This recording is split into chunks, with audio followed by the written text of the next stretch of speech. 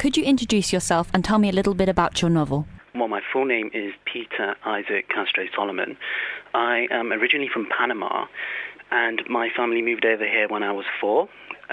My mother's family is actually English. My novel, it's set in the future with society on the edge of chaos, and it's first and foremost a book about hope, telling the story of an ordinary young man who unwittingly finds himself caught in a bizarre web of personal tragedy and international intrigue.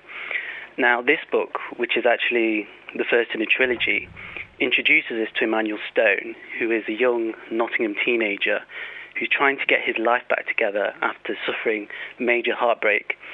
The narrative gives glimpses of Emanuel's emotional struggles and loneliness, but with that being said, it's also a tale of love, a tale of friendship, and above all, a tale of unbelievable courage. Given the current subculture where the word real has become ambiguous in meaning, and quite often things aren't always as they appear to be, and so many times you've heard people say, oh, that person's fake. Well, what is real?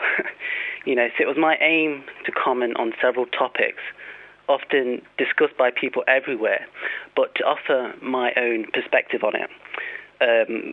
For example, did giants really exist in the past, or is it just a myth or creation by Hollywood that would get people thinking in a different way? I mean, we live in a big world. There's so much to this world, and I just wanted to get people thinking in a new way.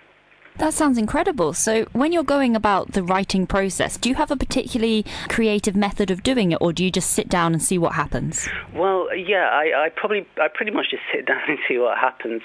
What I do is I actually write freehand first. I write in pen. I just find it much more effective for me to communicate my ideas. And then I'll plan a chapter, and then I'll spend a long time writing that up on the computer. But, I mean, I'm an avid reader. I read everything. I love mysteries.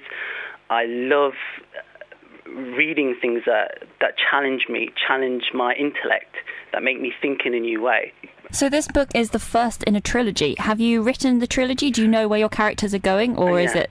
I've outlined the second book already. And that's just going to... This book's really setting the scene, and I've left it on a cliffhanger. The next book it really goes in depth as to... you really see what the story's about. You really see what's going on. I don't want to give too much away, but yeah, I've planned it. I mean, my publisher, they've actually already expressed interest in my second and third book. So yeah, that's something I'll be doing, very soon. I've already got the plan. I know what's going to happen. So it's just putting pen to paper, really.